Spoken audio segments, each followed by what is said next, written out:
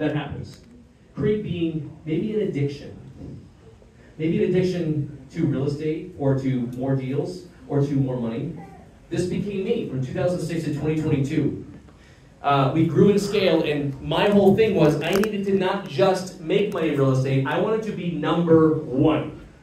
I wanted to look at my competition every day on social media and crush them. That was me. I had investor competition, I had brokerage competition, I had property management competition, right? I had development competition, we were developing. That became my MO. How can we do things better, faster, more efficient, and bigger? Let's have a bigger team, bigger office. Let's scale to 7 states. It all fed me. It fed me, and I didn't realize that it was not feeding me, it was feeding this. It was feeding this thing called ego. And it had a cost. The cost, and I want to share this too, did anyone ever feel this?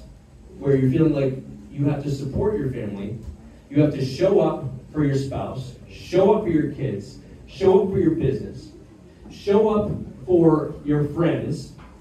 You have to financially support a whole bunch of things, including your own self. And every single day you wake up, you don't even understand where the time can go to take care of you. You're not focused on anything except the pressure of showing up for everybody else around you, or the bills that continue to show up, or the business you're trying to build. That became my path. And in 2019,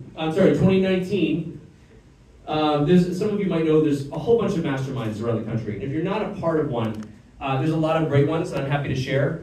But one of the ones that really helped me scale was called Collective Genius. And only the top 1% of investors in the country get it. It fed my ego big time. Right? It's a scarcity mindset, let's do this. So I got in there and I learned a whole bunch of stuff. But being me, I didn't just want to get into the mastermind. I had to be the #1 speaker and presenter of all of these investors across the country. And I did that. I did it 3 times, until going to the very 4th time. And I'm driving to Logan Airport, and I'm getting on to the flight to drive down to Tampa, and I get a call from a 617 number. And I answer it, and it says, Mr. Aalerud, my name is Sandra. I'm the attorney representing your wife. And I want to let you know that it's been decided that you have 7 days to vacate the property, and we can't confirm if you're going to see your children ever again.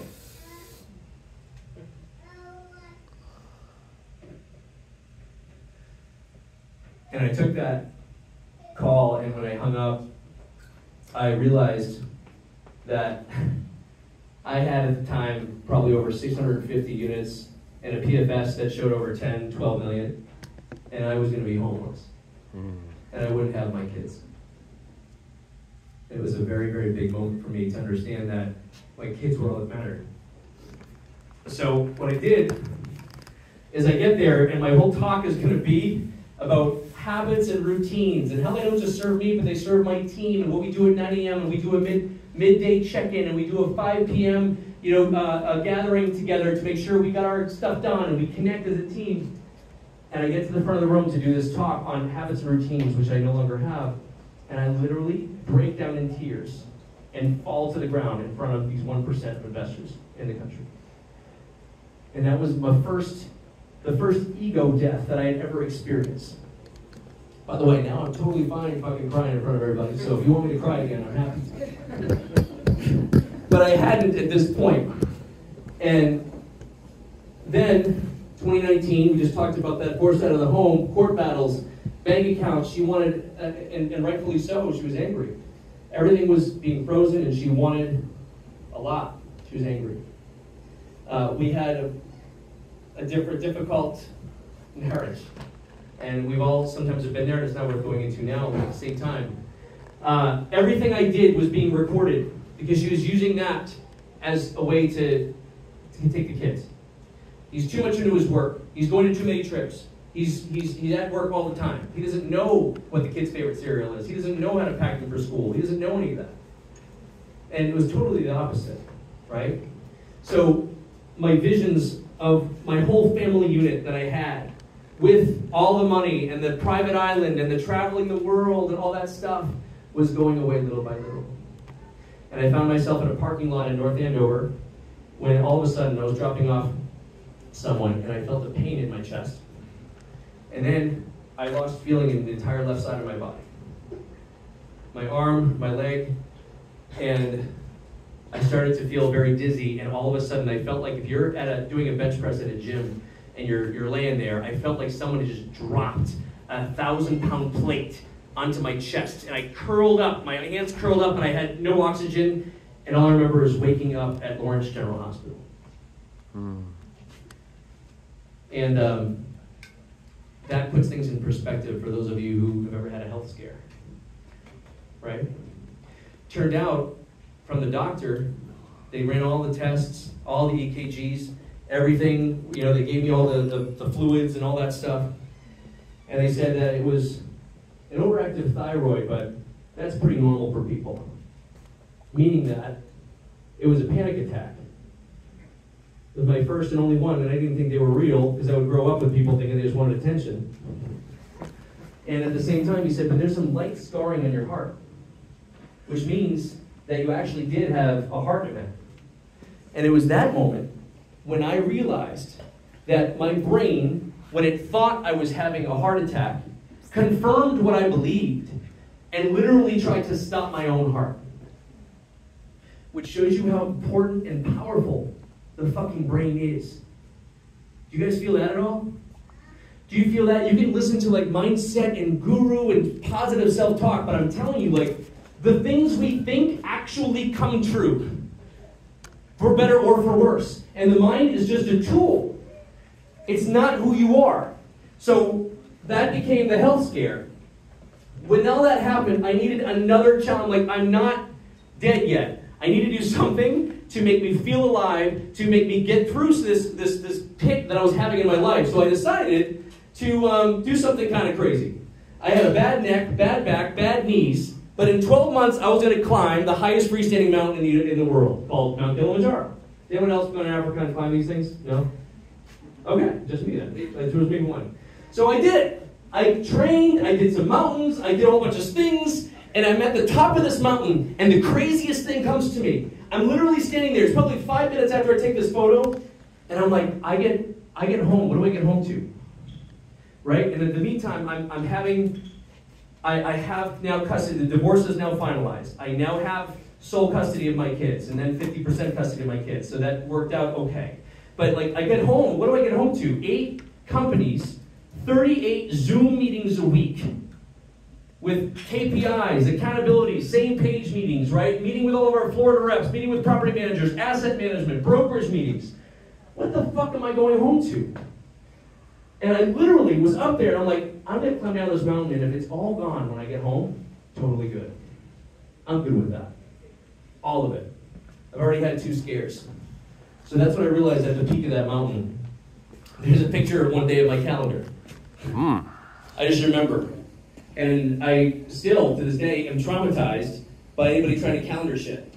I had built a prison for myself. I got into this with financial freedom in mind, and I had built an entire prison around every single bit of time that I had. Can anyone relate to the prison? I'm hearing some laughter. Anybody? Yes? No? Yes. No? Oh, we're not talking about that. You agree? Okay. Some people might be building a prison for themselves right now. Yep. And that's okay. I want you to be just aware of what we're doing. I went to one event that I didn't even know I needed, that had nothing to do with real estate, but it was a coach that called me, somebody I didn't know, and I was told to reach out to them, and it became one of the most magical weekends of my entire life. And in that moment, and it's, I'm happy to chat with you guys afterwards, and a few of us have been a part of that. Learn what was important, and I had visions of 7 castles melting into the ground. And those 7 castles ultimately became the 7 companies that we had built. So since 2022 until now, it told me what I needed to do. I started shutting down the companies one by one, having difficult conversations with some really good people in my teams. And as of literally yesterday, we sold the office that used to house 29 W-2 employees and 45 real estate agents. And I stand to you today, almost a free man. So financial freedom is one thing. Time and spiritual freedom is absolutely another. And I want to make sure you know it's so important what goes into your brain. So this is what the new phase looks like. We changed the podcast from the Shut Up and Do It podcast to the Journey to Freedom podcast for reasons that you now know. And we have two awesome communities that we still support. REI Accelerated for people looking for financial freedom. But I'm really excited about that Life Unlimited. When you do hard things, right? Hard things, do hard things and embrace freedom. So we won't talk about that too much tonight, but I still have those books for you guys. We teach these 5 F's: faith, family, fitness, fun, and finances. Finances is being the last one, because if you have all these in order, guess what just comes to you? Guess what attracts to you? Guess what better deals and partnerships that you get, right? And we won't go through the stories of money, but there's a great book called Killing Sacred Cows. Here's our G5 framework. So everyone needs their get. What is your get for income? This is your way to financial freedom. It can be a W-2 job, positions, it could be agency, licensing, it could be wholesaling, it could be rehabbing. What is your get? The quickest way to passive income is a shit ton of active income. How are you going to get yours? Right? And if you're not doing it fast enough, there's people who can show you to hold you accountable to do so. Next, we go to grow. We take the income and we grow it into passive investments, right? And we go up the REI ladder. Then there's some really crazy and cool things. When you guys become an accredited investor, I know we have a bunch in this room, you get a whole world of other investment opportunities that open to you, and crazy insurance stuff. And just saying the word insurance like scares people. I know, I hate insurance. I'm not an insurance salesman. But there's crazy things, and I'm not just talking about infinite banking. There's stuff out there where you can continuously just make more and more and more money when you're doing nothing, and you're using that money to invest in your real estate business. It's crazy. Gain is gaining perspective on life. How can you give magic to the people you're dealing with if you don't experience magic? First row tickets at sporting events, first class tickets in the airfare, right? Like experiences across the world. It is necessary for you to understand what that's like. And then finally, giving, leaving a legacy for not just your family, but for anything that you choose, right? Homelessness in Manchester. We had a lady who's building a football stadium in Haiti. It's unbelievable to see what people are doing. So I'll leave it on there's REI ladder, which we talked about a little bit. Money is survival. Money is a weapon. Money is a tool. Finally, at the top, money is just energy. It comes and it goes. It's pretty crazy. So I'll skip that, and I'll end with this social media slide. You guys want to have we have some books available for some of you guys. I want to thank you so much for coming out and appreciate you. And I'm open for questions, drinks, swearing, whatever people don't want. Come at me. Did I leave everybody heavy? I know that we don't want to jump up and say, let's do something.